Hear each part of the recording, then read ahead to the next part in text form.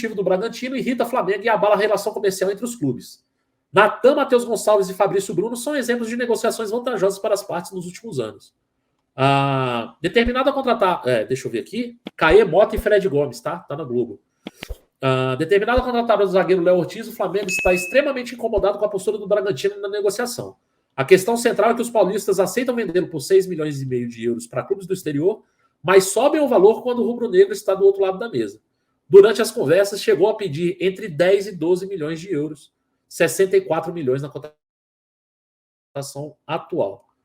Por entender que estabeleceram uma relação comercial de sucesso nos últimos anos, com transferências que trouxeram retorno financeiro e esportivo para as duas partes, o Flamengo está irritado com o tratamento de rival do Bragantino, enquanto há poucos meses era visto como parceiro.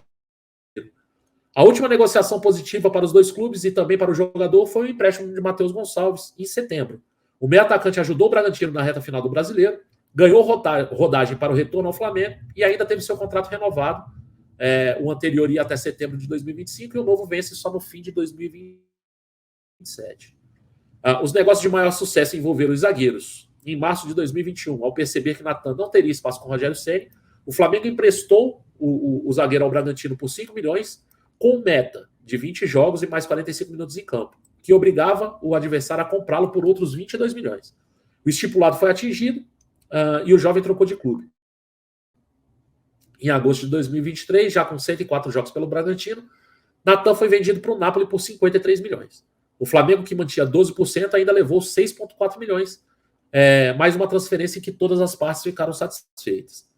Aí ele fala aqui do Fabrício Bruno, né? Que o Flamengo pagou 15 milhões pelo Fabrício Bruno, de reais, tá? 15 milhões de reais. E também em 2022 o Flamengo emprestou o Ramon para o Bragantino. Embora não tenha ido bem, era uma oportunidade para a equipe, para o Bragantino poder por se tratar de uma joia rubro-negra. De toda forma, o curto período garantiu um pouco de vitrine ao jogador que foi para o Olympiacos da Grécia. Na última temporada, o Bragantino começa a se candidatar a títulos importantes, mas os paulistas evitam o rótulo de rival, né? O movimento de dificultar as coisas para um recente parceiro, porém, indica uma mudança de postura. Essa falta de diálogo com o Flamengo pode fazer com que os cariocas dificultem futuras negociações. O cabo de guerra continua. Flamengo e Léo Ortiz seguirão forçando a barra para que joguem juntos em 2024. E vale lembrar, o Flamengo também quer Juninho Capixaba. Os clubes continuarão por ser ou a relação acabará em definitivo. Os próximos capítulos dirão. Cara, com relação ao Léo Ortiz, acho que o Flamengo está certo em procurar o jogador. Acho que é um bom jogador. Acho que o Flamengo está certo em estranhar a postura do Bragantino, né? E acho que o Bragantino está certo em querer o máximo valor possível sobre o seu jogador. Eu só acho essa história de 10 a 12 milhões uma maluquice, sem tamanho. Por que eu acho maluquice? Porque há um ano atrás, eu acho que há um ano atrás, o Bragantino vendeu o seu melhor jogador, que era o Arthur, para o Palmeiras por 8 milhões de euros. Você quer vender um zagueiro por 4 milhões a mais do que você vendeu o seu atacante, seu ponta. Então, assim, acho que tem alguma coisa aí. Não sei se essa questão... o Flamengo deixou de ser parceiro, passou a ser rival. Eu acho que não foi essa mudança. Eu acho que a única coisa que muda é o noticiário chegar e falar: o Flamengo pagou 16 milhões de euros à vista no De La Cruz. O Flamengo renova os contratos dos seus jogadores por 2, 3 anos, pagando 1 milhão e tanto. Eu acho que isso inflaciona o mercado. Marcão, mas e aí como é que faz? Na questão do De La Cruz, não sei se poderia ter uma melhor negociação.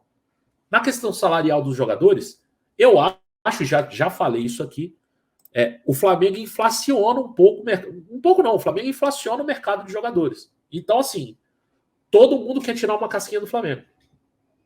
Todo mundo quer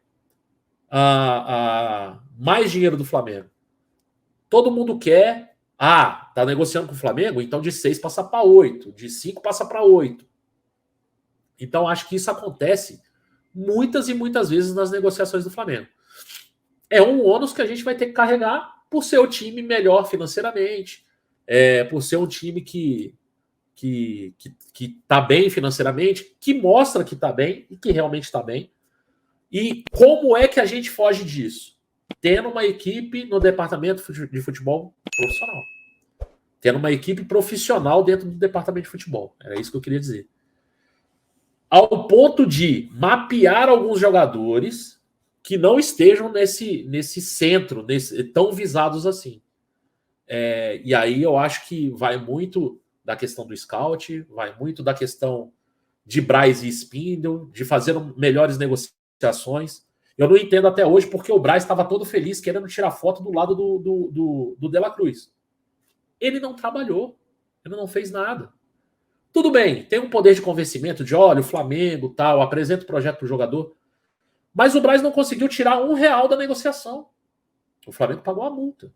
Então, assim, qual foi o trabalho ali que foi feito? Foi esse trabalho de convencimento? Pô, tô fechado, beleza, top. Mas e o que mais, sabe? Será que o Braz e o Spindle estão sabendo negociar com esses jogadores, com os clubes? Eu não sei se essa estratégia do Flamengo de fechar primeiro com o jogador e depois procurar o clube, será que isso não tem irritado os outros times? Falar, porra, o cara já veio aqui, já conversou com o meu atleta. Eu não sei, tá? São suposições. Estou levantando esses casos aqui para saber se é realmente, entendeu? Pode ser que seja, pode ser que esteja acontecendo isso. O que eu gostaria de ver é, cara, Léo Ortiz, hoje é dia 6, vou negociar contigo até o dia 26, tem mais 20 dias aqui de negociação.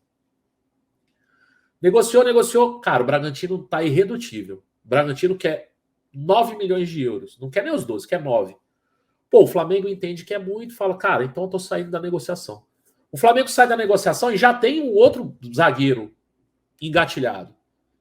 Isso eu não consigo ver, né? Isso eu não consigo ver. E assim, você não precisa esperar até o dia 26 lá para começar a negociar com outro jogador. Você já tá conversando aqui e tal, pô, já legal e tal, já faz aqui a negociação também. As negociações podem correr em paralelo, né?